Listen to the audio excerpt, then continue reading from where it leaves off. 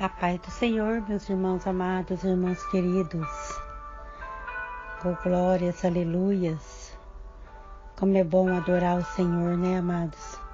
Enquanto nós adoramos, enquanto nós fazemos a obra, enquanto nós buscamos ao Senhor, o Senhor opera um milagre no meio das nossas famílias, das nossas vidas.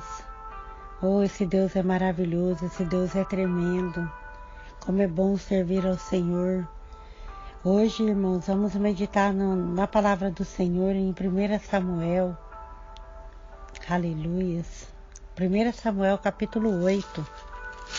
Glória a Deus, aleluias. Podemos ler, irmãos? E sucedeu que, tendo Samuel envelhecido, constituiu a seus filhos por juízes sobre Israel. O nome do seu filho primogênito era Joel, e o nome do segundo, Abias. Estes foram os juízes em Berseba. Porém, seus filhos não andaram pelos caminhos dele. Antes se inclinaram à avareza e aceitaram o suborno e perverteram o juízo. Então todos os anciões de Israel se congregaram e vieram a Samuel e Ramá. E disseram-lhe: Eis que já estás velho, e os teus filhos não andam pelos teus caminhos. Constitui-nos, pois, agora um rei sobre nós, para que ele nos julgue como o tem todas as nações. Porém, essa palavra pareceu mal aos olhos de Samuel. Quando disseram: Dá-nos um rei, para que nos julgue, Samuel orou ao Senhor. E disse o Senhor a Samuel: Ouve a voz do povo em tudo quanto te dizem, pois não tem rejeitado a ti. Antes a mim me tem rejeitado, para eu não reinar sobre eles. Conforme a todas as obras que fizeram desde o dia em que os tirei do Egito até o dia de hoje, a mim me deixaram e a outros deuses serviram, assim também fazem a ti. Agora, pois, ouve a sua voz, porém presta-lhe solenemente e declara-lhes qual será o costume do rei que houver de reinar sobre eles. E falou Samuel todas as palavras do Senhor ao povo, que lhe pediam um rei. Eu vou ler até aqui, irmãos, mas você pode terminar de ler o capítulo, tá? Então, aqui nós estamos vendo a palavra, amados, que estamos falando sobre Samuel. Samuel já estava com idade avançada aqui, não é mesmo? Eu acredito que você conhece a história de Samuel. A história de Ana, sua mãe, que Ana e Eucana, seu pai. Ela queria um filho e ela não podia engravidar, ela era estéril. E Ana, o seu esposo tinha ela e tinha Penina, que era outra esposa de Eucana.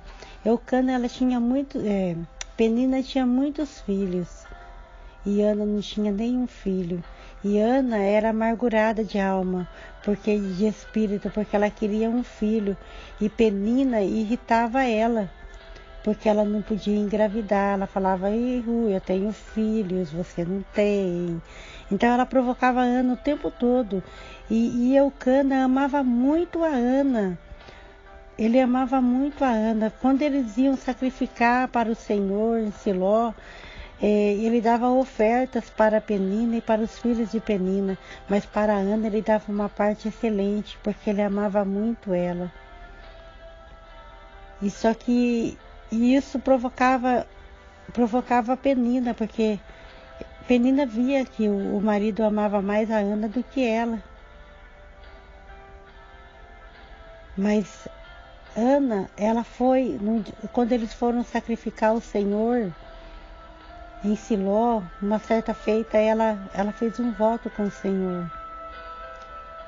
Ela fez um voto com o Senhor dizendo que se Deus atentasse para as aflições dela, se lembrasse dela e desse um filho homem para ela, que ela ia ofertar todos os dias da sua vida ele no altar do Senhor, e que sobre a cabeça dele não passaria navalha. Então, amados, ela ofertou o filho dela, ela pediu um filho, ela especificou a benção dela, né? Falou que ela queria um filho homem, mas ela ofertou para o Senhor. Ela ofertou ele para o Senhor. E eu estudando essa palavra, amados, eu fiquei observando essa palavra hoje e eu fiquei pensando, eu penso comigo que ela não fez um voto certo, sabe? Porque se você vê, Samuel, ele não conseguiu educar os filhos dele da forma que era para ser feito. Porque você vê que os filhos dele, eles foram juízes, mas eles não eram o juiz correto. Os filhos dele, eles estavam ali como onde a gente leu. Só um pouquinho. Aqui onde a gente leu, olha, os filhos deles não andavam nos mesmos caminhos que Samuel. Eles se inclinaram à avareza e aceitaram o suborno e perverteram o juízo. Então, tudo que eles faziam era por dinheiro. Eles se inclinaram à avareza. Então, para eles o dinheiro era o principal. Eles aceitavam o suborno que as pessoas faziam. Então eles não eram o juiz correto, e isso não agradava ao Senhor. E o povo também não estava se agradando disso. Então Samuel, ele não teve uma referência de família, porque Ana ofertou ele na casa do Senhor. E Eli, amados, não tinha condições de criar a Samuel. E nós podemos ver que os filhos de Eli, né, eles também, eles até foram mortos de tantas coisas erradas que eles estavam fazendo na casa do Senhor. Então Samuel, ele ficou sozinho. Lá no templo, ele vivia sozinho. E ele dormia até mesmo dentro do templo. Que se você vê que quando ele era criança, a primeira vez que ele escuta Deus chamar ele estava dormindo dentro do templo, sozinho. E ele pensava que era Eli que estava chamando ele. Então, ele não teve uma referência de família, ele não foi ensinado a educar os filhos dele. Isso foi o voto errado, porque eu acredito que se Ana tivesse feito um voto diferente, e ela não deveria ter ofertado ele para o Senhor, porque ele não pôde escolher, ele não teve escolha de morar ali. Será que ele não sentia vontade de estar junto com o pai dele, junto com a mãe dele, junto com os outros irmãos? Será que ele não tinha vontade de ter uma vida diferente? Então ele não teve a opção de escolha, porque foi uma coisa que a mãe dele decidiu. E nós podemos ver que Samuel, ele era um homem amargurado, porque quando o povo pede um rei para Samuel para ele aquilo pareceu mal, e ele ficou...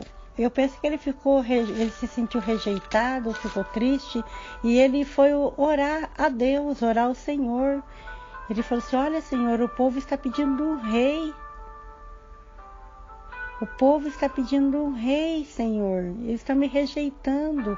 Mas ele não era rei, ele era juiz sobre o povo. Acho que de certo o desejo dele era de ser rei, não era de ser juiz. E Deus falou claramente para Samuel: Samuel, não é a você que o povo tem rejeitado, mas é a mim. O povo estava rejeitando, era a Deus como rei deles. E Deus falou para Samuel: vai e faça conforme aquilo que eles querem, mas prepara eles o que é ter um rei. Aí, se você ler para baixo, Samuel falou tudo. Deus falou para Samuel, Samuel passou para eles o que era ter um rei. Então, irmãos, mas a palavra não é essa. Eu quero falar sobre o voto. Nós devemos pensar muito bem quando nós vamos fazer um voto para o Senhor, porque, sabe, irmãos, Deus não está... Deus, ele não quer sacrifício, ele quer obediência. É melhor você obedecer do que você sacrificar. Ana, o sonho dela era ter um filho, e esse primeiro filho dela, ela ofertou na casa do Senhor. E será que se essa criança tivesse ficado junto com ela, igual ele não teria sido juiz de Israel? se Deus tinha um plano na vida dele, porque Ana queria um filho e Deus queria um juiz, um sacerdote. Era o sonho de Deus também, amados. E às vezes nós nos precipitamos com os votos que fazemos. Nós esperamos o tempo de Deus. E tem mais partes na Bíblia que você vai ver de pessoas que fizeram voto antecipadamente, voto sem refletir, sem medir as consequências. Jefté também, ele fez um voto ao Senhor, que se Deus desse a vitória para ele numa batalha, que a primeira pessoa que ele visse quando ele voltasse da batalha, ele ia sacrificar o Senhor. E quando ele volta da guerra, irmãos, que ele está chegando em casa, a primeira pessoa que ele vê é a própria filha dele, a única filha que ele tinha. E ele tinha que cumprir o voto dele, porque ele fez um voto. E nós não podemos fazer um voto e depois nós não cumprir. Então é muito bom, é muito importante a gente meditar primeiro, pensar, medir os pós e os contras, antes de nós fazermos qualquer voto. Deus não está preocupado com isso, irmãos. Deus está preocupado com o teu coração, com a tua obediência. Não adianta nada você se sacrificar. É a mesma coisa eu falo de pessoas que às vezes passam meses inteiros em jejum e isso e aquilo, mas quando não está orando, está pecando, está fazendo tudo errado, está maltratando os irmãos, maltratando a sua família. Será que Deus se agrada disso? Você acha que Deus se agrada? Tem muitas coisas, amados, que nós temos que vigiar nesta terra, porque nós fazemos tudo errado e achamos que estamos fazendo certo. Então eu falo hoje, segundo que Deus está me passando, e que Ana fez um voto insensato para o Senhor. Porque se você for analisar a Bíblia depois dessa parte que foi constituído o rei, tudo, né? Que foi levantado o rei, Saul foi levantado rei, depois Davi foi levantado como rei. Depois você não vê mais falar de Samuel, você não vê mais falar de uma geração de Samuel. Onde está a geração de Samuel? Acabou, irmãos, você não escuta mais falar deles. E eu penso que poderia ter sido diferente se ele tivesse uma referência de família, se ele tivesse vivido com os pais dele, tudo, muita coisa teria sido diferente na vida dele. Então eu deixo essa palavra hoje para a nossa meditação, para a gente pensar bem quando nós vamos fazer um voto, quando nós vamos oferecer alguma coisa para o Senhor. Primeiro você analisa, estuda bem, para depois você fazer, porque se você fizer, amados, você tem que cumprir o voto. Amém? Espero que Deus tenha falado no teu coração, irmãos, da mesma forma que falou comigo. Deus abençoe você e toda a tua família, em nome de Jesus.